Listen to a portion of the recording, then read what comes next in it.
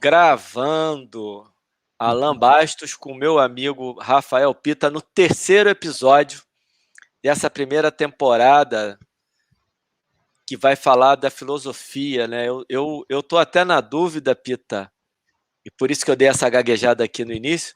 Será que a gente vai ter uma próxima temporada? Eu tenho a impressão que vai ficar um gostinho de quero mais depois desses bate-papos todos e nós vamos acabar produzindo uma próxima temporada, né? Tivemos aí a conversa com Carlos Gustavo, Carlos Barreto, né, meu querido amigo Gulu, Luciano Cardoso, e agora você nos brindando com o terceiro episódio.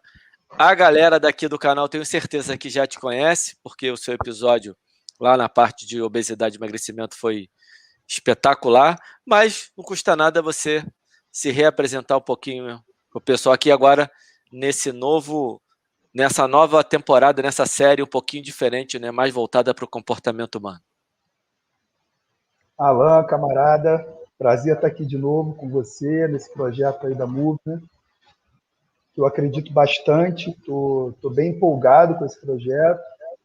Bom, para quem não me conhece ainda, meu nome é Rafael Pita, eu sou professor de educação física, fiz especialização em treinamento neuromuscular e trabalho como professor de musculação há muitos anos.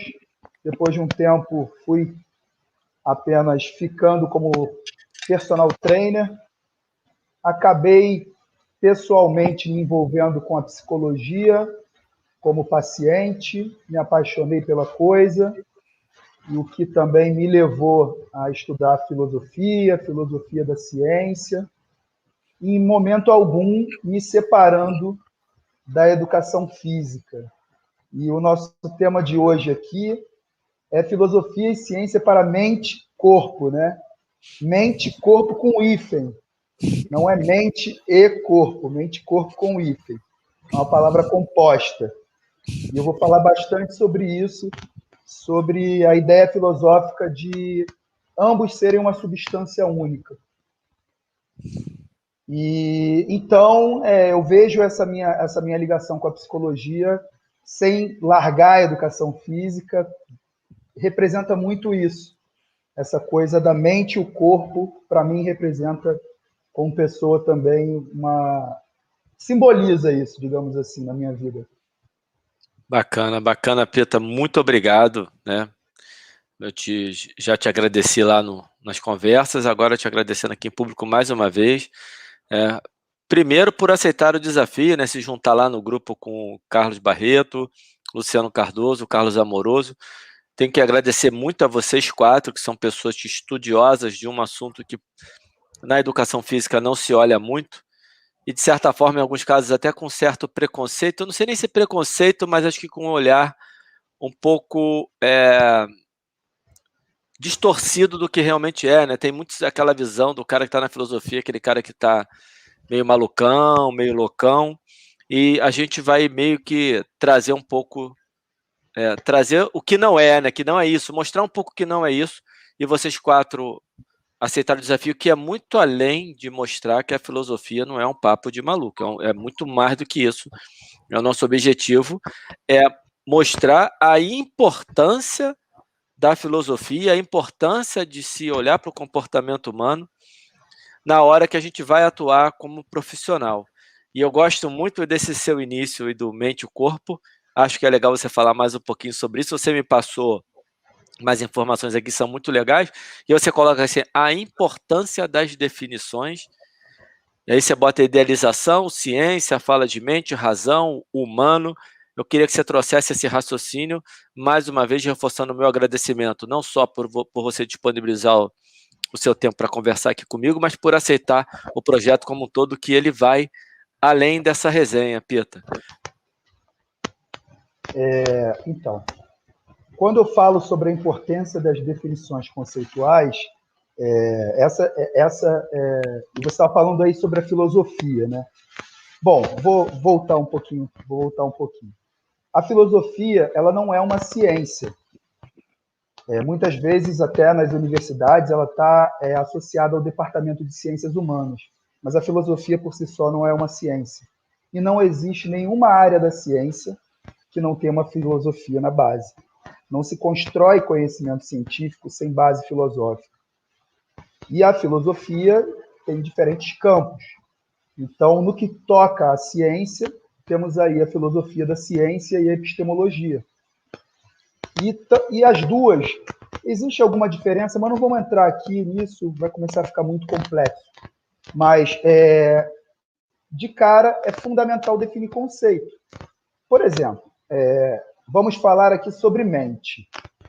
Se o significado que eu tenho para a palavra mente for um, e o significado que você utiliza, Alan, for outro, estaremos discutindo sobre o quê?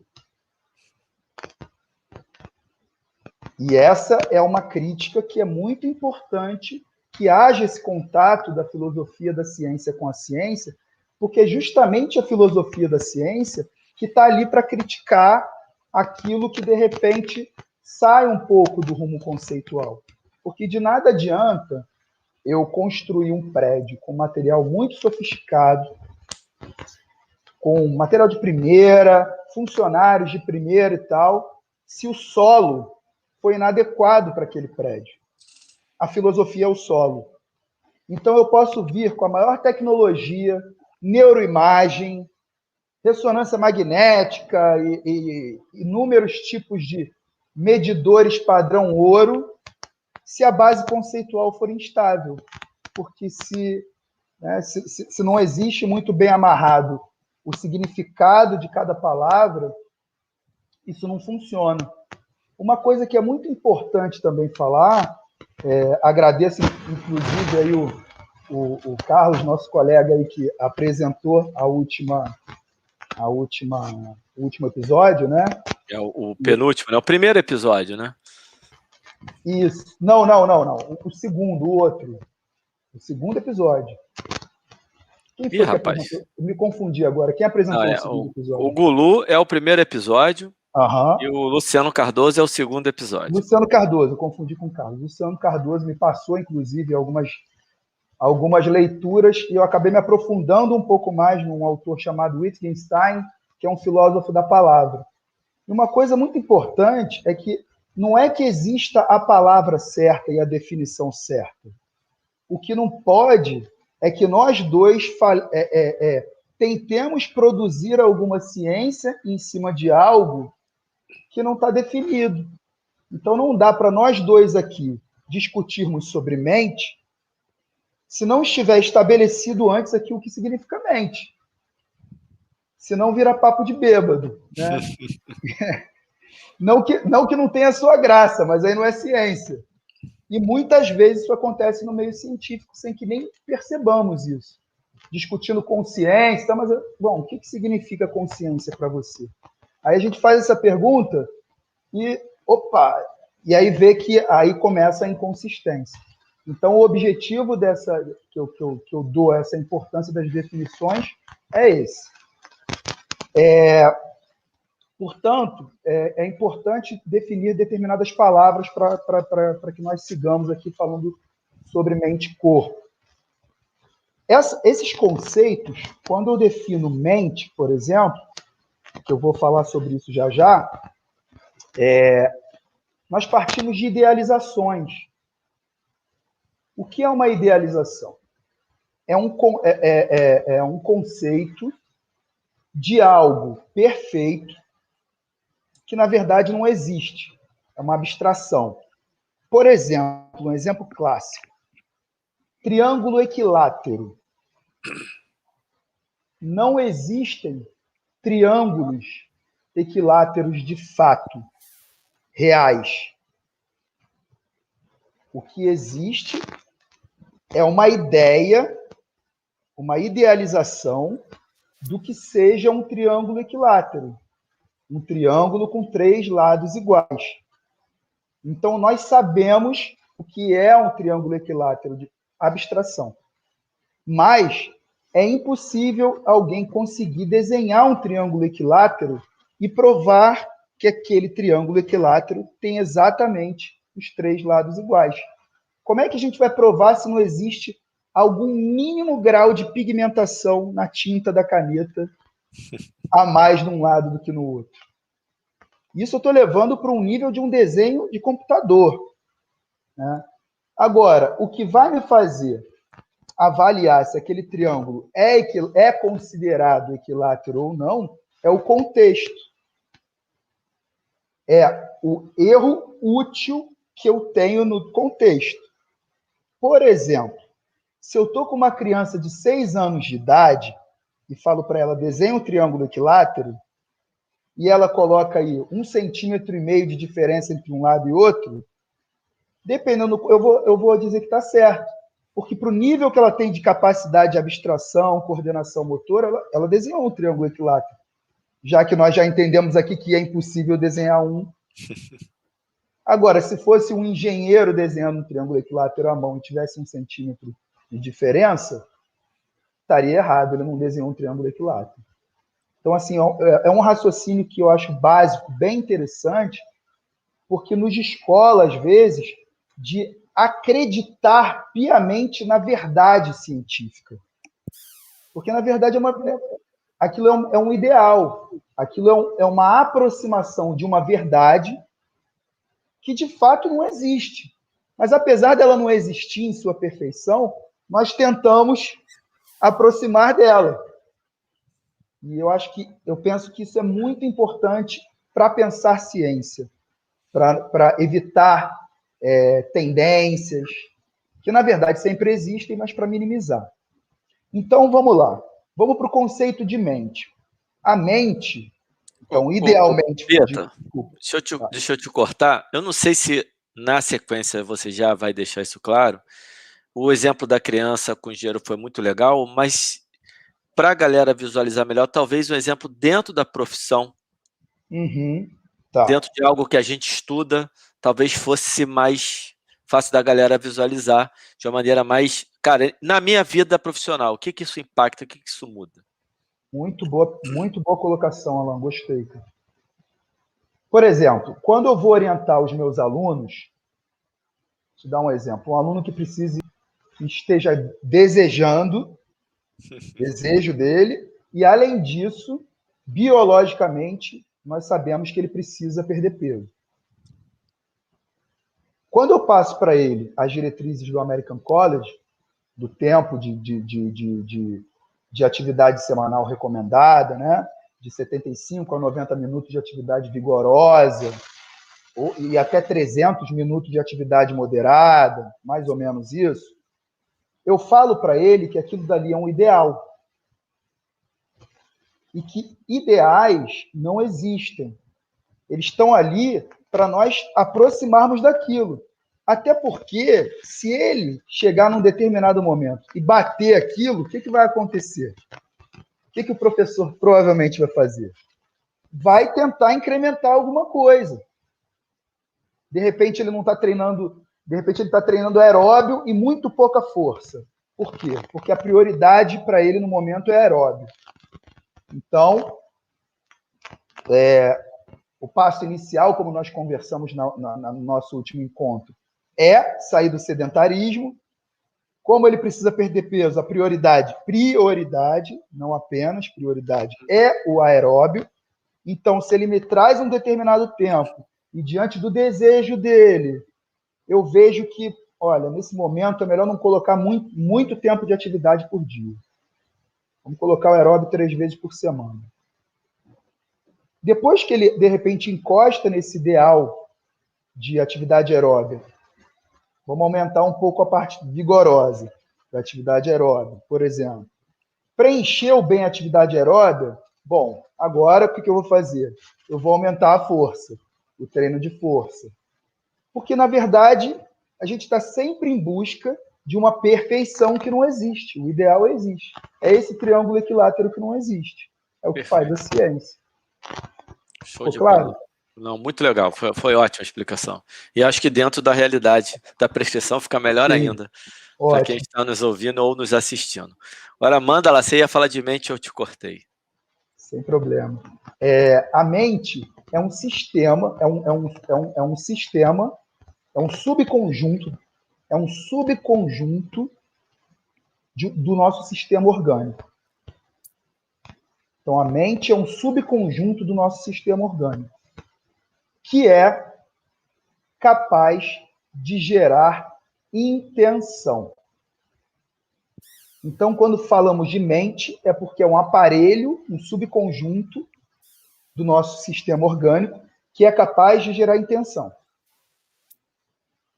Ficou claro, assim? Aqui isso é uma conceituação bem...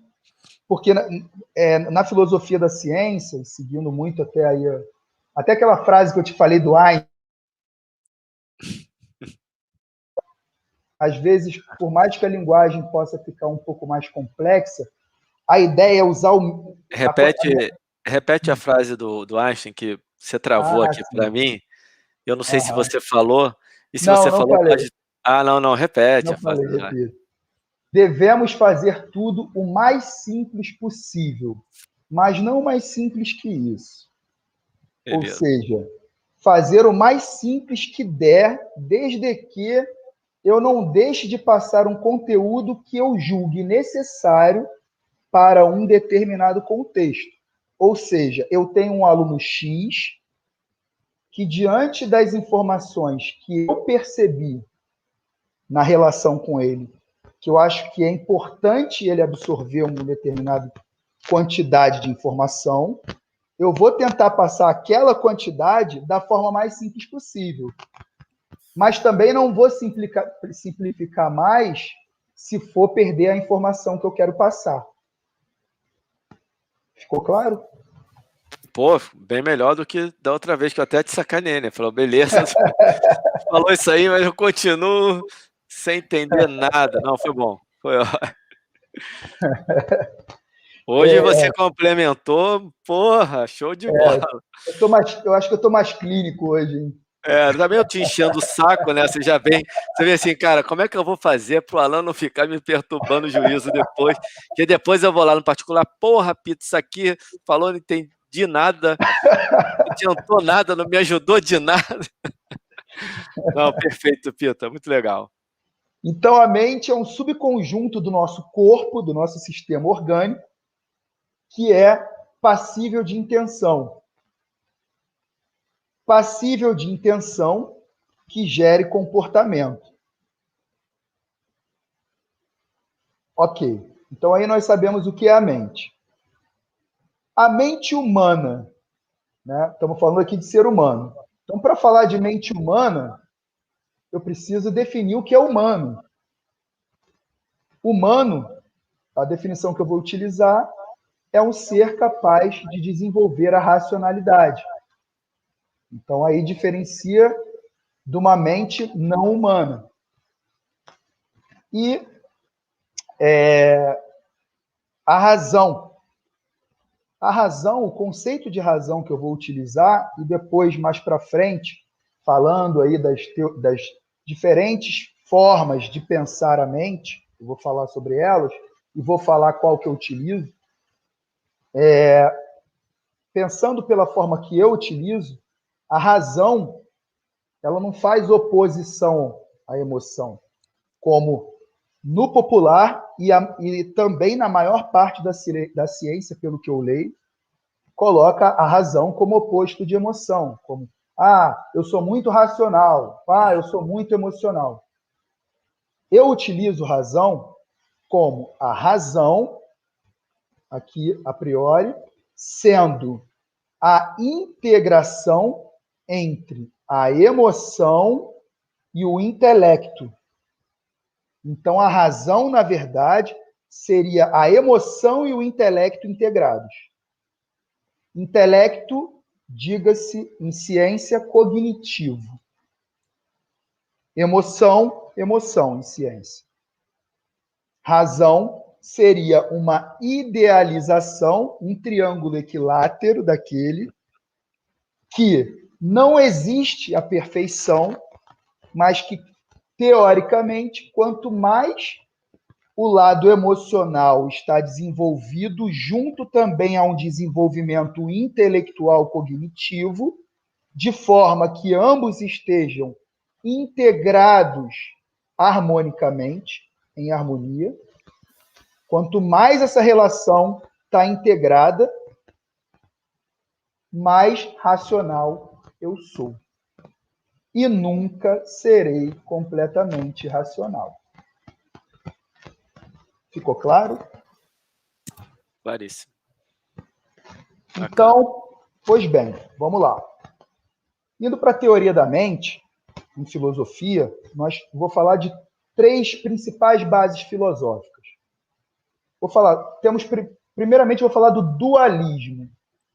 Como o nome já diz, 2 separados. Aí seria corpo e mente, ou mente. Seria a visão cartesiana de mente. Descartes ele não via como uma coisa única, ele separava. E a mente era algo metafísico, ou seja, meta, esse prefixo meta, significa além de. Então, não é físico, não faz parte da ciência que nós estudamos. Então, o conceito de mente dele, ele não é o conceito de mente que a ciência utiliza. A ciência, bom, isso é muita discussão, mas a ciência, como nós da educação física, no PubMed e tal, vemos, esse conceito de mente não é utilizado. Nós utilizamos, aí eu vou falar mais para frente. Então, ok, deu para entender isso? O dualismo é a mente separada do corpo, né? As religiões utilizam muito isso, né? Com conceito de espírito, enfim. É metafísico. Acho que a gente vem da escola muito com essa formação, inclusive da faculdade, você não acha, Pita? Sim, é uma dicotomia isso, porque nós estudamos uma ciência que é primordialmente de base fisicalista, só que, sem perceber, filosoficamente, enquanto indivíduos, enquanto estudantes, grupo, professores, na universidade eu também via uma abordagem como se a mente fosse algo que nem era tão relevante, na verdade, né? E eu acho que também Alan, você também já tem uns anos de formado, né? Eu espero que a abordagem esteja sendo diferente no momento. Tem que tomar até cuidado, porque, assim, e até porque na minha formação já tinha muita coisa de mente, sim. Uhum. Mas não de mente do ponto de vista psicológico, embora tivesse lá uma disciplina de psicologia do esporte e tudo, mas a gente teve na faculdade que eu fiz uma base neurofisiológica bem bacana, mas que tinha esse dualismo, né? A mente controla o corpo dá informação para a mente, mas você está lá, você tem a mente separada do corpo. Tá, preciso fazer uma pontuação agora importante, Alan. Obrigado. Separar mente e corpo para estudar, separar didaticamente, faz parte. Tem uma frase, cara, esse filósofo, ele sempre foge da minha cabeça, era um filósofo botânico, se eu não me engano. Bom, se eu lembrar o nome dele depois eu falo. Mas ele diz que toda evolução se dá pela diferenciação para depois a integração das partes diferenciadas. Então, nada me impede de estudar a mente como mente, desde que eu saiba que não é que a mente exista separada do corpo. E eu sei que tudo que está acontecendo aqui está gerando algum impacto no corpo. Não é separado. No lance do Descartes, é que ele não considerava que uma coisa era decorrência do outro. Perfeito. Não era a mesma substância, eram 2 substâncias diferentes para o Descartes. Para o Spinoza, eu vou entrar no monismo agora, e aí o nome já diz monismo, a grande referência lá na filosofia é o Spinoza. E ele Mas a questão, só voltando aqui, na que a gente está falando da formação, essa divisão didática ela é muito importante em muitos sistemas integrados, tanto que a gente estuda o sistema respiratório diferente separado do sistema cardiovascular e depois vai ter que integrar.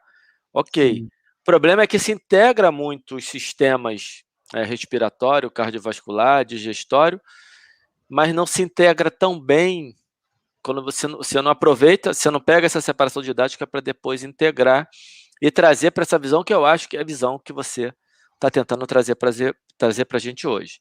Então, desculpa te interromper, mas é só para poder, porque a gente, importante, separava e não juntar lá na frente, juntava só algumas peças, né? O quebra-cabeça ficava incompleto. Sim.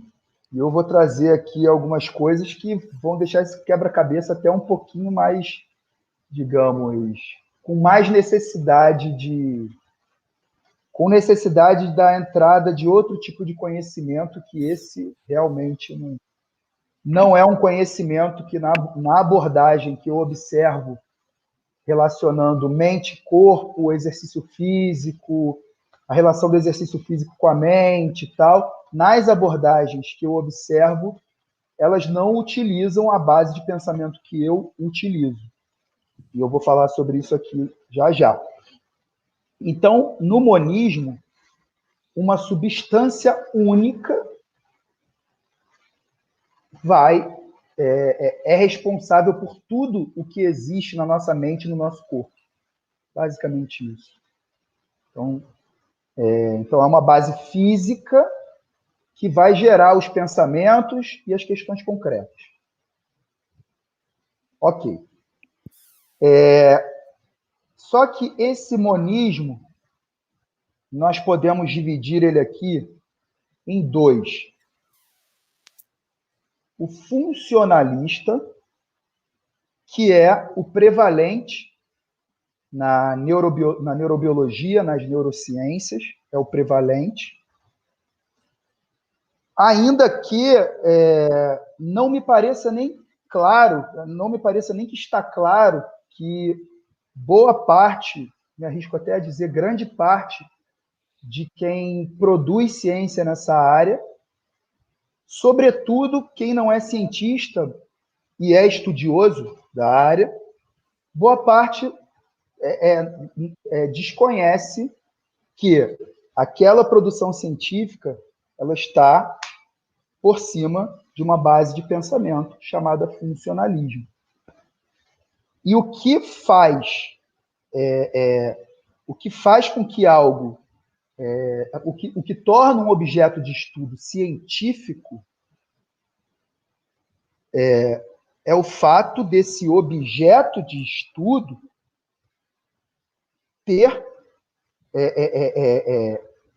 provir do nosso físico. Essa questão monista, como eu falei. Então, se é dualista, aí já não vai caber na forma como as ciências biológicas entendem ciência, não vai ter como.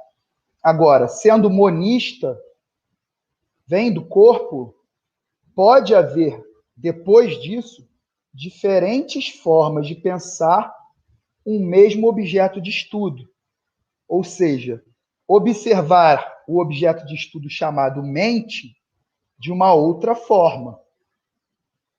O que prevalece é a forma funcionalista, que seria observar comportamento e relacionar as peças do sistema físico, do cérebro, ok? As peças. Então, eu relacionar o comportamento com a interação das peças. Ficou claro? Pode seguir. O pensamento que eu utilizo como base é monista também, assim como o funcionalismo, nessa situação, porém é chamado de monismo de duplo aspecto. O que seria isso? Tudo provém do organismo. Ok. Tudo provém? Me senti Vem confuso. de vir, né? Me senti confuso com o uso dessa palavra. Eu Mas também tudo bem. fiquei. Eu falei assim, vou ajudar, mas tu acabou me gerando confusão. Não, me confundi. Tudo advém de, né? Advém, isso aí. Eu acho que eu errei. É isso. Acho não, errei. Eu nem sei, eu sei que advém tá certo. Advém tá certo. Se provém, então, depois a gente vê. Advém do organismo, porém, é como se a mente... Então, temos o objeto de estudo, a mente. É como se a mente fosse uma mesma coisa, é a mente, o mesmo objeto. Como se fosse uma moeda que tem dois lados, ou seja, dois aspectos. Dois aspectos que são inseparáveis, irredutíveis, ou seja, um não é reduzido em relação ao outro, um não é melhor do que o outro. São dois aspectos, são duas formas de observar o mesmo fenômeno. São duas formas de observar um mesmo objeto. É como se você tivesse um objeto aí na sua sala e você fosse para a direita e olhasse para ele, e depois você fosse ali mais para a esquerda e olhasse para ele. São duas perspectivas diferentes para observar o mesmo objeto, que assim como no funcionalismo, é um objeto único que é físico, não é metafísico. Ok. Ok? Esses dois lados da moeda, para essa observação de mente, então, esse monismo de duplo aspecto no que diz respeito à teoria da mente, um lado é a neurobiologia, basicamente. Neurobiologia. Nós sabemos que nós temos neurônios e nervos que não estão apenas aqui na cabeça, né? Então, por isso que é mente e corpo, né? A neurobiologia, ela está presente em todo o nosso corpo, não é apenas no cérebro. Então, é observar os aspectos neurobiológicos de um Rafael Pita. Vamos dar como exemplo aqui o Rafael Pita. Estamos observando o Rafael Pita.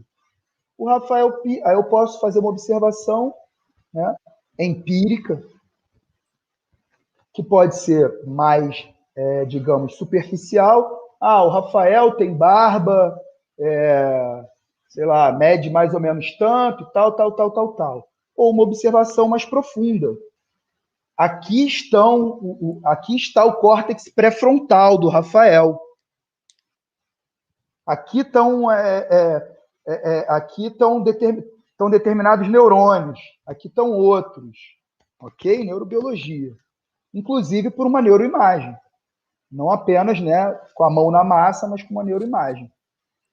Só que o que acontece, e aí o funcionalismo que eu falei antes, ele vai usar isso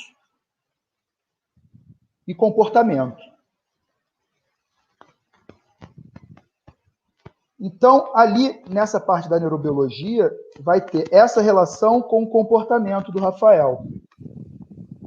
Só que tem uma outra perspectiva de observação, que não é observar o Rafael, é observar o ser Rafael. Being Rafael. E aí, para isso, nós saímos de um campo objetivo para um campo subjetivo. E aí, claro, em se tratando de ciência, quando eu falo aqui objetivo, eu gosto de tomar cuidado com isso, e eu gosto de fazer crítica à ciência, e eu acho que a ciência cresce assim. Nas ciências que a educação física tem mais ligação, eu vejo que há uma dificuldade muito grande de lidar com algo mais subjetivo, e às vezes mede-se bainha de calça em microns, como eu costumo dizer. E eu sou estudante de psicologia, né? E é uma ciência que é humanas, é biológica, né? Uhum. E nas ciências humanas, o pessoal às vezes costuma medir bainha de calça em quilômetros. São dois extremos, né? Então, assim, quando eu falo aqui de subjetivo, é entender que é mais subjetivo. E que a ideia para fazer ciência é tornar aquilo o mais objetivo possível, porém, sem desrespeitar as características que aquilo tem. Não adianta eu tentar converter aquilo numa coisa que não é só para achar um dado mais objetivo. Deu para entender o meu raciocínio? Sim, eu entendi, mas eu entendi também porque, Pita, eu tenho uma resenha paralela contigo que a gente acaba abordando esses assuntos. Então, que eu acho que tem dois aspectos do que você está falando e que você pode explicar pelos dois, mais uma vez te pedindo para dar um exemplo. Mas antes eu quero só fazer um adendo. Para quem está nos ouvindo aqui, pode, às vezes, soar, ou pode ser só um receio meu e não ser nada disso, mas eu acho importante falar. Pode parecer meio arrogante algumas vezes por parte do Pita, que ele fala assim, eu acho, eu gosto, eu vejo assim, e você deu uma explicação lá no episódio de obesidade e emagrecimento que eu acho que é muito legal, e eu vou resumi-la aqui, depois se você quiser você complementa antes de eu pedir os exemplos práticos. Que você, na verdade, você está sendo zero arrogante quando você faz o eu, é exatamente para tirar a arrogância, né? Porque aquilo que você falou, o filme é muito bom. Não, peraí, quando você afirma que você é extremamente arrogante, dizer que você taxou o filme como espetacular, que é, quem é você para decidir que aquele filme é bom? Você pode ter achado ele bom, por isso que o Pita tem esse cuidado de falar, eu acho, eu vejo assim, eu utilizo assim, porque ele está levando a responsabilidade para o lado dele. Não é uma atitude que muitas vezes pode parecer arrogante, pelo contrário, é uma atitude humilde. E aí, ô Pita, eu estou dando essa explicação porque antes de você me dar essa explicação, é muito fácil, tá? Para explicar. Eu olhar e falar assim, pô, peraí. E ele falou eu. Por que ele, quem ele está pensando que é? Assim, eu gostei. Porra, tá, você é muito importante, você gostou. E eu gostei, ele é mais humilde do que foi bom. Não é isso? E eu hoje, você me mandou um negócio no Instagram e eu coloquei muito bom. Quando você respondeu assim, eu também gostei. Falei, caralho, olha só. Eu fui arrogante. Eu nem reparei, cara. Eu nem reparei, não. Não, mas você não reparou porque não foi você que fez. Sim, sim. Aí, quando eu fui ler de novo, falei, caraca, olha aqui, como é que a gente é, muitas vezes, sem perceber. Então, só queria fazer esse adendo, que foi uma coisa legal que você botou lá na outra resenha.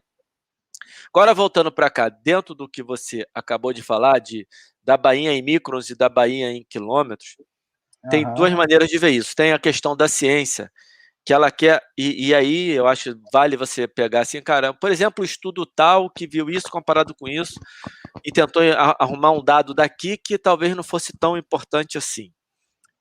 Por outro lado, aí eu vou dar uma visão minha do ponto de vista prático, que somos nós, muitas vezes, na prescrição, Peter, e você me corrige se não for isso, se eu estiver usando uma analogia completamente equivocada, você tem, é lógico, eu tenho certeza que você vai me corrigir, a gente, durante muito tempo, e eu acho que a educação física está começando a entender e está começando a mudar, mas aquela prescrição voltada só para a parte técnica é assim, eu olhei para esse indivíduo, eu entendi que ele precisa fazer uma série de 8 a 12 repetições no supino reto. Quando ele olha para mim e fala assim, eu não gosto de supino reto, eu falo para ele, não, problema seu se você não gosta de supino reto. Para o seu corpo, é necessário fazer uma série de 8 a 12 repetições de supino reto e ponto final. É a bainha em micros. Eu estou tentando traduzir um pouquinho. Tá?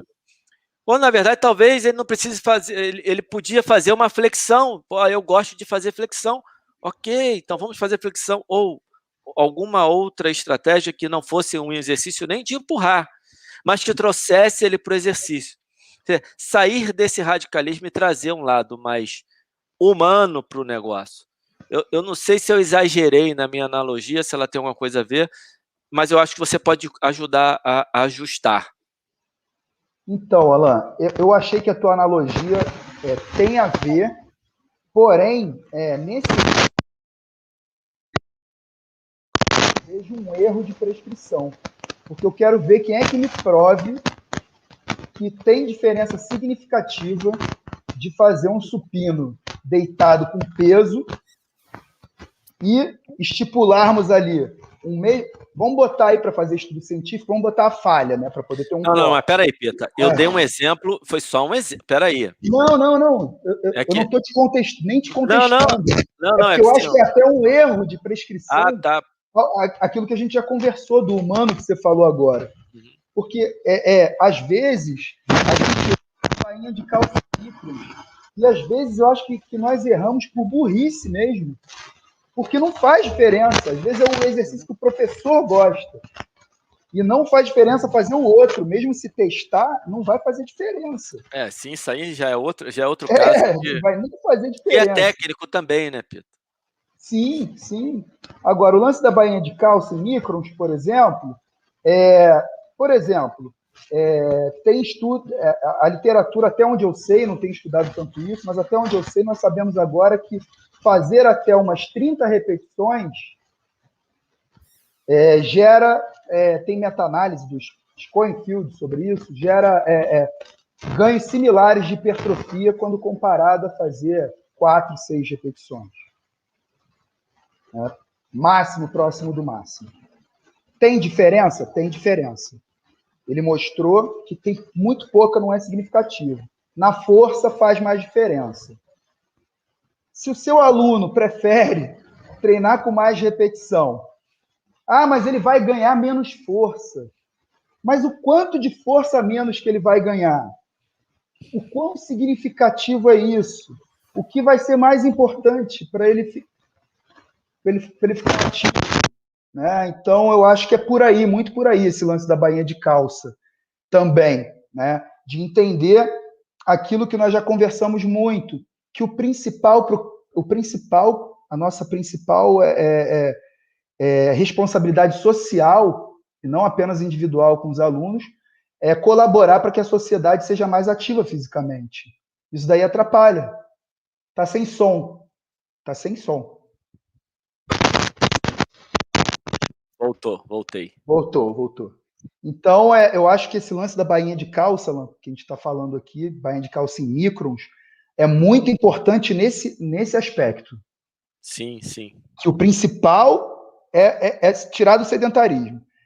Já tirou do sedentarismo, a pessoa já está realmente assídua. Agora, qual é o próximo ideal?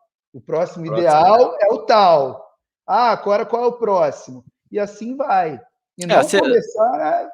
Você melhorou o meu exemplo, mas era exatamente isso que eu me referia, né? E aí você precisa entender a aderência, ela está além da prescrição técnica, e é exatamente isso que acho que é o recado principal, e você acabou de dar esse recado que é muito importante, né? Que não quer dizer que você abandonou a técnica. Você não passou qualquer coisa para a pessoa, como algumas vezes a gente equivocadamente acaba, faz qualquer coisa.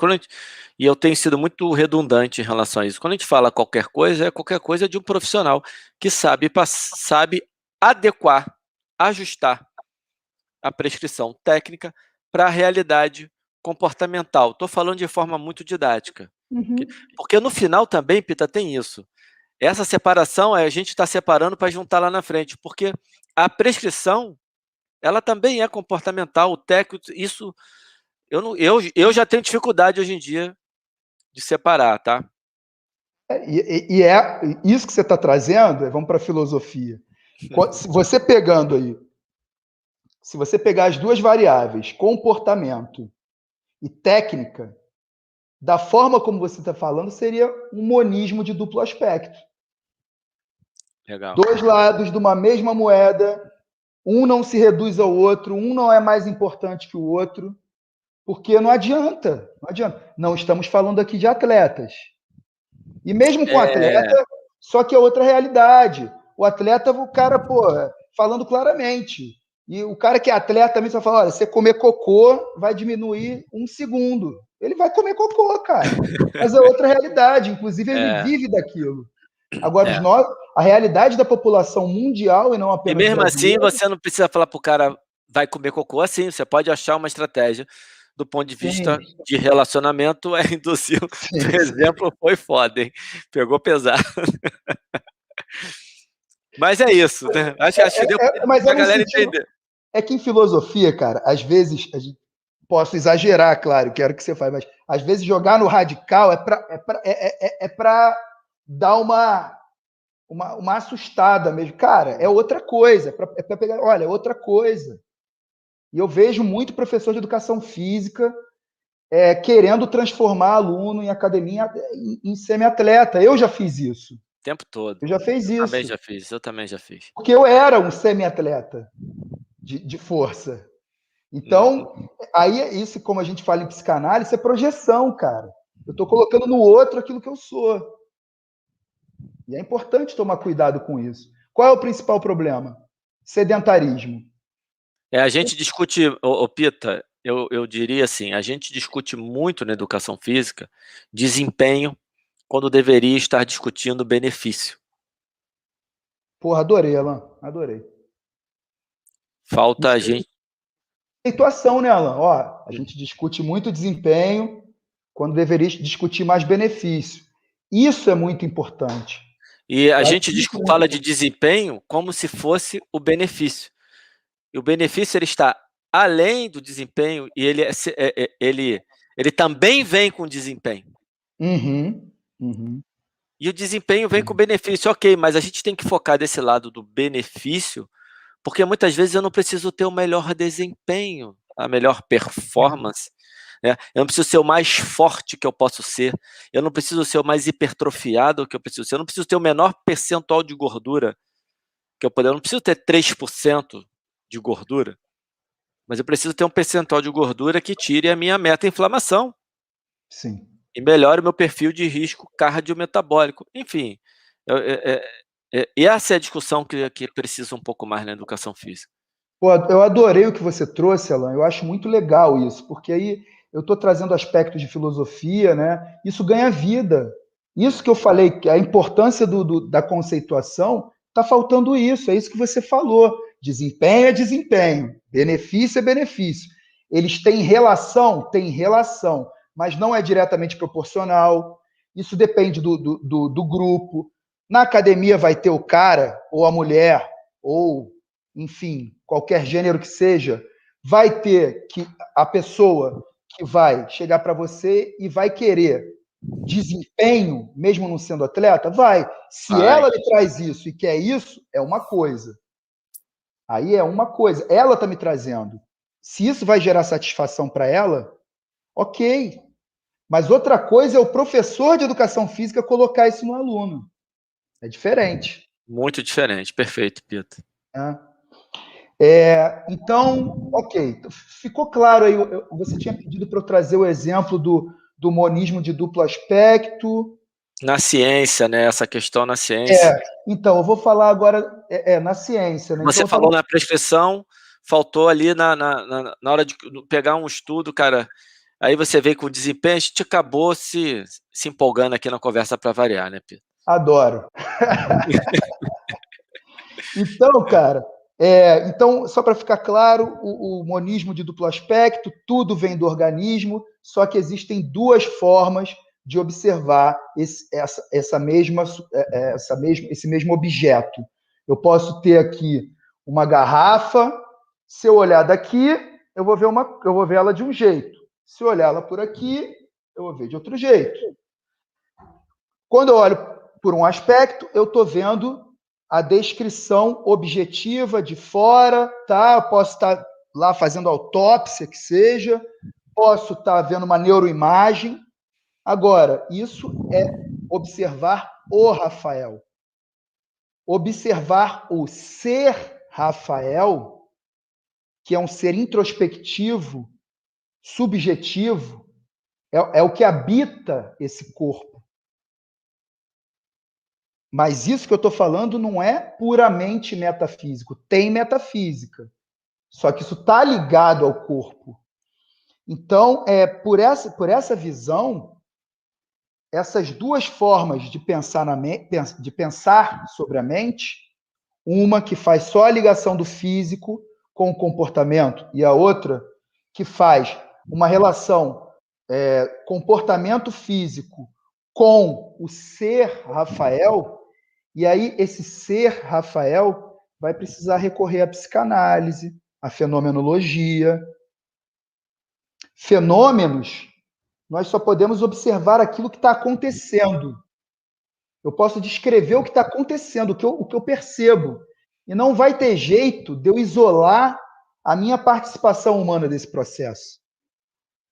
Não vai ter jeito de chegar nessa pureza científica que às vezes, que é uma crítica que eu tenho, ela acaba sendo padronizada independente do objeto de estudo.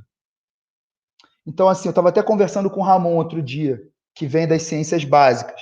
Você conhece o Ramon também? Conheço, Ramon Lá da Peçanha, claro. Proforma, isso, Ramon. Sumiu teu áudio, Pita. Voltou? Voltou. Então, eu estava conversando com o Ramon.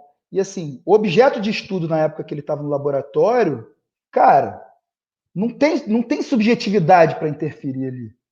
É irrisório, é irrisório. Então, a forma de olhar aquele objeto vai ser uma, e eu concordo plenamente. Vai vir de uma base de pensamento filosófico diferente da base do pensamento filosófico que eu uso para observar a mente humana. Agora, eu usar aquela base filosófica para definir o que é o objeto de estudo mente e, além disso, desenvolver pesquisa científica para investigar isso, essa pesquisa que está sendo desenvolvida, ela acontece a partir de um determinado pensamento filosófico. Então, agora aqui eu vou falar das teorias da mente na neurobiologia. Eu estava falando só de filosofia. Uhum. Eu estou vendo assim, o que está acontecendo, né? Eu iniciei aqui o nosso episódio falando que eu não sabia se ia ser só essa temporada de filosofia. Eu acho que vai ter outra, e a outra vai ser assim: parte 2 da conversa com o Gulu, parte 2 da conversa com o Luciano Cardoso, parte 2 da conversa com o Rafael Pita, e eu nem gravei ainda com o Carlos Amoroso, eu já tenho certeza. Parte 2 da conversa com o Carlos Amoroso. Vamos lá, vamos começar, Pita. A gente acha que não vai terminar essa parte hoje, eu acho. Tudo bem. Então, vamos lá para a teoria da mente, já indo para a neurobiologia. Aí já é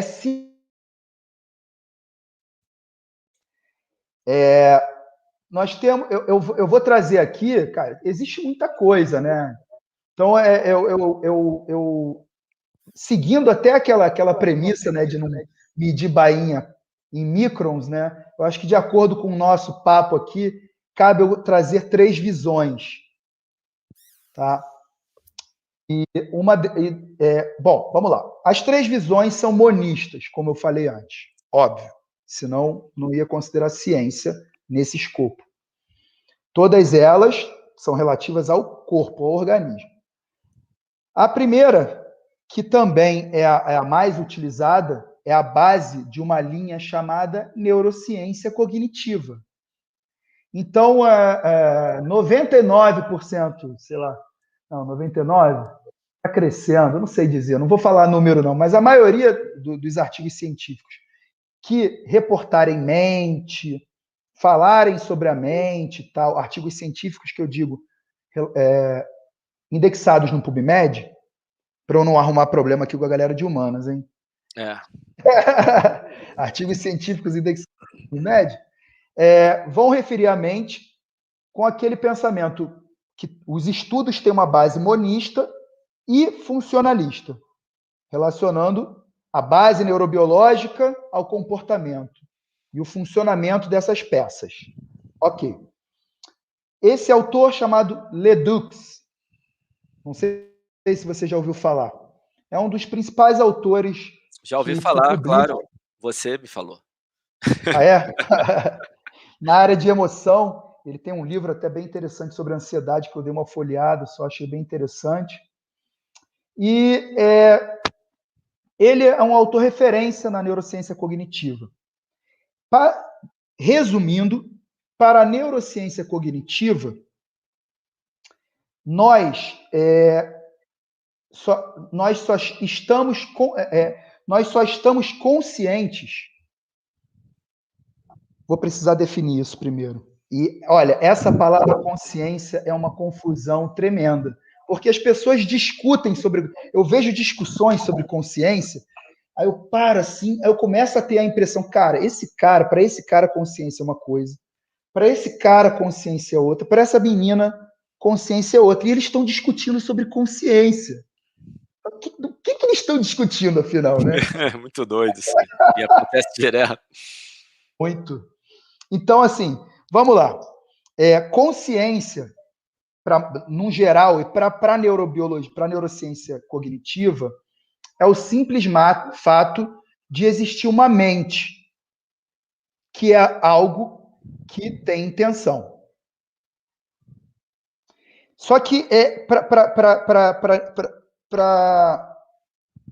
para neurociência cognitiva, nós só estamos conscientes de fato quando isso é mediado pelo córtex pré-frontal, na sua relação com a ínsula, de forma bem prática, ok?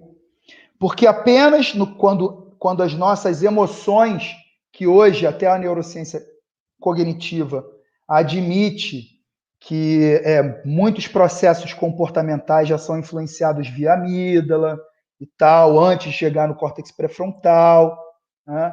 Já são em nível mais inferior do nosso cérebro, né? Na amígdala, no sistema límbico. Então, quer dizer, nós só estamos de fato conscientes quando isso chega ao córtex pré-frontal e isso é representado.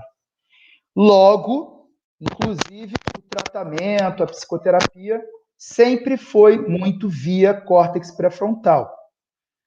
Voltando ao meu conceito de razão, ao meu não, esse conceito quem escreveu foi o psicólogo Luiz César Hebraico, e que inclusive eu vou justificá-lo aqui com neurobiologia já já. Então, voltando para o conceito de razão que eu utilizei, que não é o oposto de emoção, mas, na verdade, a razão é a integração entre a emoção e o intelecto, que na literatura científica a palavra intelecto e a palavra razão são mal definidas e costumam ter mais ou menos o mesmo significado. É capaz de você pegar um texto, ler intelecto numa parte, ler razão na outra, e não fica claro o que ele quer dizer com razão ou quer dizer com intelecto. Eu utilizo o intelecto. Sabe que isso acontece também na ciência com relação à palavra sedentarismo, comportamento sedentário e inatividade física? Tem um trabalho, tem um editorial de 2012, uma galera que pedindo para dar uma mudada no termo. Porque uma hora o cara está falando comportamento sedentário, daqui a pouco ele está falando sedentário trocando. E tem uma hora que o comportamento sedentário ele tem um comportamento sedentário e o sedentarismo é não alcançar os níveis de atividade. É uma confusão. Não dá para produzir ciência. Não dá para produzir ciência. Quando você... Ciência significa saber, né, Ramon? Não dá para produzir saber se você... O Ramon... Aí... É que a gente estava falando do Ramon agora. Mas é porque eu estou colocando isso para a galera entender que não é uma frescura, é porque a indefinição dos termos, ela gera confusão no conceito que você quer. Porque aí eu falo assim, olha, o sedentarismo causa prejuízo X. Pô, legal, então, se eu ficar sem fazer 150 minutos por semana, que é a recomendação antiga, eu vou ter esse problema. Não. O que a gente está querendo dizer é que sedentarismo aqui é o comportamento sedentário. Mesmo que você atinja os níveis de atividade física de 150 minutos, se você ficar muito tempo em comportamento sedentário, então, olha só como é que dá a confusão, porque o termo está... Tem um autor que fala sedentarismo como comportamento sedentário e tem um autor que fala sedentarismo como inatividade física. E o que você está falando é a mesma coisa. Como a galera de educação física talvez tenha mais familiaridade com esse termo, então, galera, qual é a proposta hoje? Sedentarismo, comportamento sedentário, é a mesma coisa. E quando a pessoa... o que é o comportamento sedentário e o sedentarismo? É o cara, ele mesmo fazendo exercício físico, mesmo atingindo os níveis de atividade física recomendados, ele passa muito tempo em comportamento sedentário, ele passa muito tempo sedentário. E quando ele não atinge os níveis recomendados, ele é inativo fisicamente. O termo separou. Inatividade física é uma coisa, sedentarismo é outra, e o sedentarismo é o mesmo que comportamento sedentário. Mas ainda não está claro isso, não está mudado ainda na ciência, Pita, e gera confusão. Isso é filosofia. Perfeito. E é aquilo, né? A ciência separou muito da filosofia. Foi algo que aconteceu, né? Você vai até a metade do século XX, a maioria dos cientistas eram filósofos, em alguma medida. Então, antes deles produzirem uma teoria e tal, eles estavam na metateoria. Isso é campo da metateoria, que vem antes de você escrever uma teoria, você vai precisar qualificar muito bem os termos, tudo muito claro, para depois construir a teoria. E eu acho que a confusão pode acontecer, eu só acho que é importante voltar atrás, diferenciar, porque é essa diferenciação dos termos de forma coerente que permite a revisão entre os pares. Perfeito. E ele viu. Porque se eu falo uma palavra que para você significa outra, como é que você vai analisar o meu estudo? Perfeito, perfeito. Não tem como, né? Não tem como. Acho que o teu exemplo lá das 3 pessoas falando de consciência, ele é... É complicado, isso acontece muito, muito. Acontece o tempo todo. O exemplo que eu te dei é o mesmo exemplo dentro da ciência. Sim, sim. Nas ciências humanas acontece muito, muito. Mas também não vou entrar nessa seara, como você fala, não, Ramon. Você gostou de me chamar de Ramon aqui. Ih, cara, aí. Cismei, cara. Olha, Um beijo, Ramon. tomara que ele esteja nos Agora, assistindo, né? agora chega. Super Ramon. Tempo que eu não troco uma ideia com Eu ele. falei muito com ele ontem. Ele é Assim, sensacional, Ramon. Trabalhei com ele na Proforma um pequeno trabalhou período. também, né? Ô, Pito, olha só, a gente vai precisar encerrar, porque eu tenho, por puro medo meu, de que se a gente seguir, a gente vai extravasar demais. E aí, eu acho legal deixar um gostinho na galera, porque você vai precisar terminar, você parou aqui no Ledux, Isso, e aí eu sei que você botou aqui que você ia falar do Damásio, do PunkCep, a gente isso. precisa evoluir para chegar na influência da atividade física na mente. Então, eu acho sacanagem a gente seguir agora, parar por aqui e deixar esse gostinho lá na atividade física. Então, assim, a gente seguir um pouquinho e parar vai ser pior. Então, eu acho melhor a gente parar agora, você dar um recado para a galera e já não tem jeito, vai ter a parte 2 dessa conversa. Não é temporada 1, temporada 2. Depois a gente já agenda aqui no particular para já deixar gravado. Tá legal. Bom, pessoal, a minha intenção hoje aqui e no próximo encontro que já tá firmado aqui, é tentar mostrar que é muito importante voltar às bases. Voltar às bases. Eu posso até sentir a vergonha, porque esse negócio de dizer para os outros que os outros não têm que sentir, quem quiser saber o que eu penso sobre isso é só voltar no vídeo anterior, né? Eu posso até sentir, mas intelectualmente falando, não é demérito voltar atrás, com o exemplo que o Alan deu sobre essa confusão conceitual na ciência relacionando inatividade física, comportamento sedentário, porque às vezes é comum o ser humano dar passo maior do que as pernas, avançar demais numa determinada questão quando não tinha uma base preparada para seguir aquele desenvolvimento. Então, opa, peraí, caramba. Peraí, eu estou lendo sobre mente, eu sei o que é mente? Porque, como eu disse antes, não existe o significado certo. Existe um significado combinado para poder haver a revisão entre os pares. E aí, determinado pensador pode defender um significado, outro.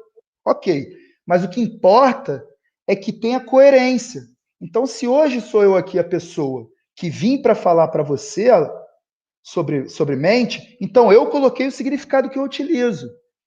O que vai importar é eu seguir coerente no meu discurso. Quando eu estiver falando sobre mente, você já sabe sobre o que eu estou falando. E isso vai também para as relações com os alunos, porque isso faz parte da comunicação, da clareza. Se eu falo uma coisa para o meu aluno e dou um determinado significado, às vezes até subjetivo, isso marca a pessoa. Então, se a pessoa entende que determinada coisa tem um significado, que eu dei a entender que aquilo tem aquele significado, e no dia seguinte, eu não me venho. Bom, se no determinado dia eu digo para ela que é muito importante que você faça atividade aeróbia 5 vezes por semana. E no dia seguinte eu dou uma informação totalmente conflitante, isso é um problema. Nós sabemos que a ciência muda, mas também não é bem assim, né? As mudanças não são tão. Então, é tomar cuidado nessa comunicação, né? Tomar cuidado com certezas, deixar as coisas claras, conceitos claros, para que essa comunicação não tenha ruído, assim como a gente está falando sobre ciência. Perfeito, Peter. Perfeito. Muito legal, mais uma vez, conversar com você sobre esse assunto. Acho que a galera que está acompanhando aí já vai começar a ficar mais ligada quando tiver coisa sua aqui. E vamos encerrar aqui e marcar a próxima conversa. Isso aí. A Mais uma vez. próxima, a próxima vamos de neurobiologia, as teorias da mente, o que a ciência fala sobre a mente, e depois a parte que fala sobre exercício físico e mente. Perfeito, perfeito. Pita, mais uma vez, muito obrigado, cara. Muito legal conversar com você aqui. Eu que já tenho esse privilégio de conversar diariamente, né, pelos meios virtuais. Em breve a gente vai poder se ver novamente, assim esperamos. Vai Mas é chegar, muito vai bom chegar. poder compartilhar com a galera aí essa nossa resenha. Brigadaço, cara. Obrigadão também. Um abraço.